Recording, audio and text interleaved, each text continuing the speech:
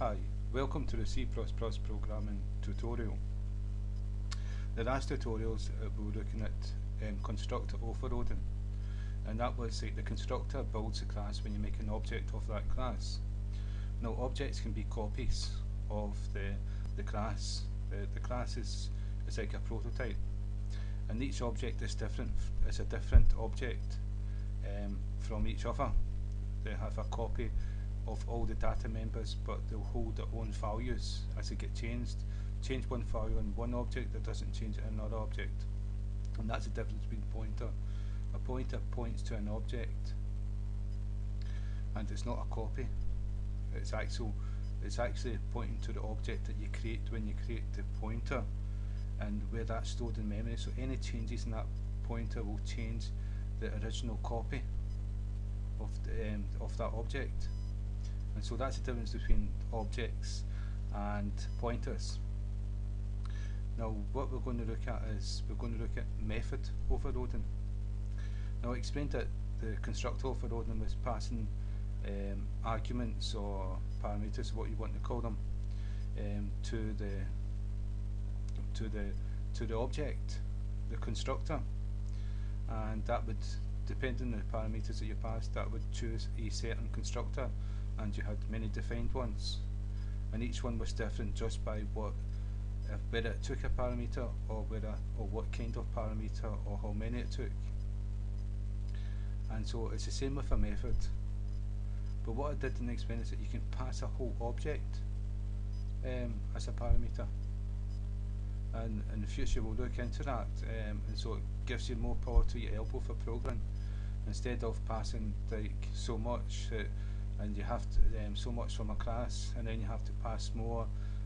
If you pass a whole object, you're getting a whole class and all its members instantly to access. So it's very useful. What we're going to look at is the method, and so what we're going to do is create a room. I've not decided what yet, so just a wee second, I think. Yeah, I can do a method for like items bought, like how many items was bought, and we can pass in how many, and we can also pass in the name of the item. So we can have a method which doesn't take any parameters, and it will say that an item was bought. It won't say what item, it won't say how many. Then we can have a method where it takes in a number, which is how many items were bought. So it'll take in a number and say the number was passed in, say it was 22 items bought. It won't say what kind of item. Then we'll have a parameter which will be a string, and it will pass in the name of the item bought, and it will say, oh, item, whatever the item was, like a washing machine was bought, because it doesn't know how many. And then we'll have a method where it takes an integer and a string, passing in the number and the name of the item. So if it's 22 washing machines, it will say 22 washing machines were bought, and it will be all the same method, but they'll all be overloaded. So that's what we're going to do now. So first thing, we'll go to the header file and we'll put in a signature for the methods, and we're making it public, we don't want it private. So we're going to return. So return, well, I'm not too sure if we return. Yes, we'll return a string. You don't put the return keyword, you say the type of return. So string, and we'll call it items. Item, and semicolon. So that's us. What we've done here is we've put the header. In the header file, we'll put the signature of the method that's going to be part of this class. We've not defined it, it's got to be defined, and we do that in the source code. Now you can omit a source file .ccp. You only need one with the main in it, and you can just put everything in the header file, and you would define everything after the class.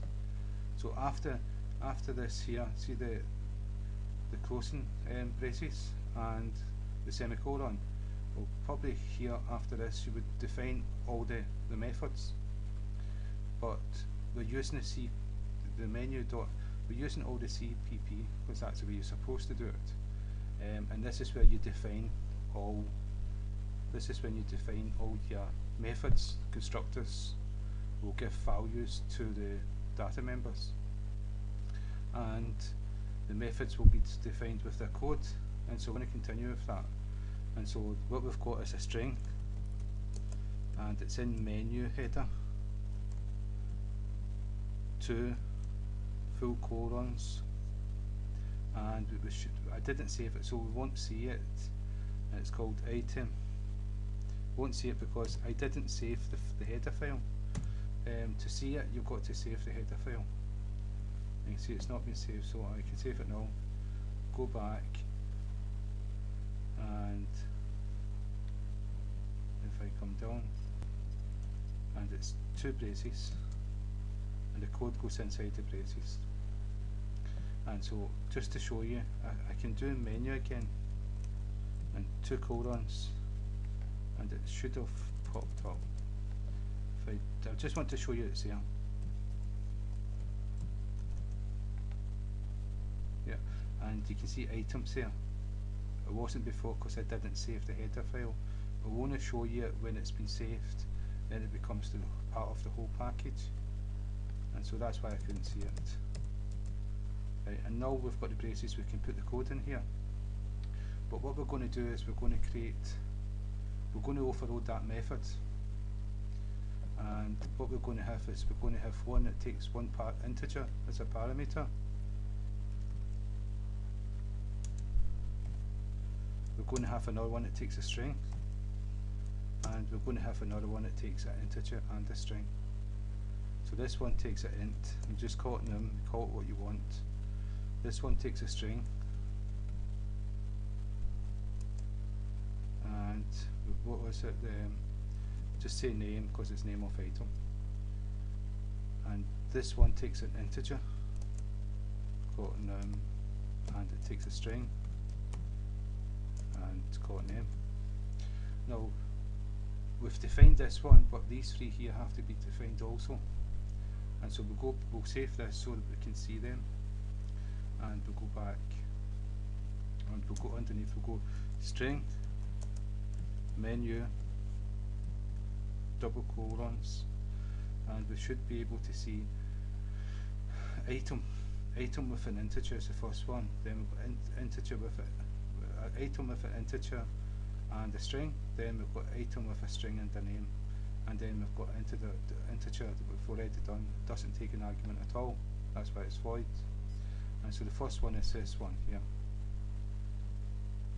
and so if we go down,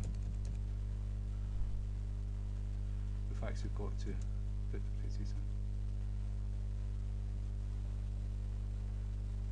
and so we can paste the other one. That's not what I wanted to cancel.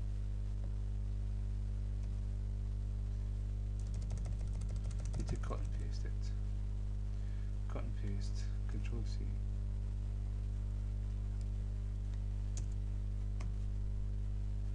And we need, that's a string and that's an integer, and now we need an integer and string one. So this one takes an int, we'll call it num. This one takes a string, and we call it name. And this one takes a int, num, and string. And so we've got, this is just one overloaded method with all the arguments, and so we're going to get them to do different things. So the first one, every single one of them we're going to return a string. So we're going to return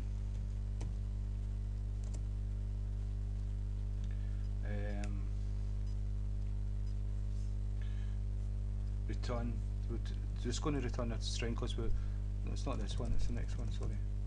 So this one here doesn't take any arguments, so we're going to return an empty string, or we can say no items were sold.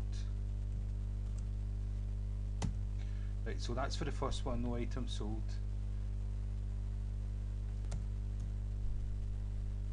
And for the second one, what we're going to return, we're going to return a string. Well, second one, we're going to return an integer, int, and so I'll need to change this one as well. And this one's, we're going to return an integer.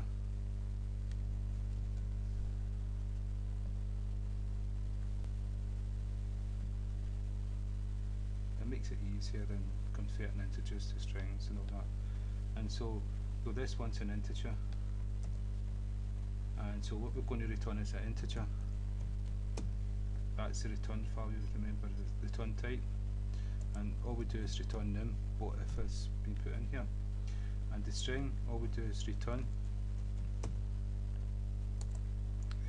name. So we're just going to return name. I'm going to save this and compile.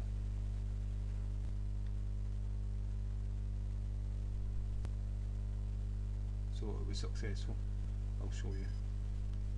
So that's it there. Build complete for project begin. And now we can run the program, but first I want to go to main. And what we want to do is we want to go to, it's going to do everything that we've done before. I've not took it that way, but I'm going to take it away. Right, so it's not going to do anything at the moment. So we'll go menu, dot item. But we don't want to put any values. We don't want to overload any values into item. This is the one without parameters. And so it's going to say, we've called the method, so it's going to say to us, oops, sorry, well, it's going to say no items sold. So we want to print out the return. So it's cout and endl. Semicolon. So if we save, compile the program, yeah, with success, and program. And I'll show you this. Yeah, there's an error with this because I put, as I said, I put a wee semicolon in there. So if I save it, compile,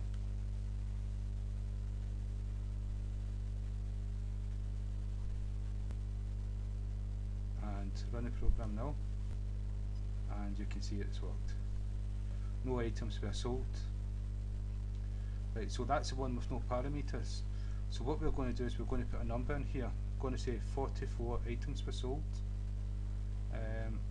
and so yeah, 44. It's just going to print 44, and we would actually print out. We would have done the method better where it would say 44 items were sold, but we never done that. But what we're showing you is how we can use different methods, overloading the same method, can do different things, and it makes it we can program better, because when you program it's very difficult to cover everything. And so if you can have one method that does a certain thing, that certain thing could change depending if the person typed in how many items, or a person just said a washing machine was sold, or a person just said something was sold. That one method will cover all these branches. So it's important that way. And so if I compile, yeah, I never save the change. I'll need to save the change. Compile. Run the program, and what you can see is number 44 is put to screen, and it's the same item, but we've just passed an integer. Now if we pass a string to it and we put like dishwasher, don't know if dishwasher is one word, could be, but I'm going to save the change, compile,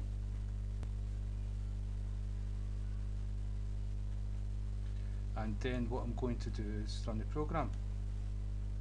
And what you can see here is the same. Now it's returned dishwasher, and so we make this smaller, and so it's the same. It is the same method, but it's overloaded. It's overloaded. It's the same No, that's the wrong one. This is the same method, no arguments, one argument, and two arguments, and they behave totally different.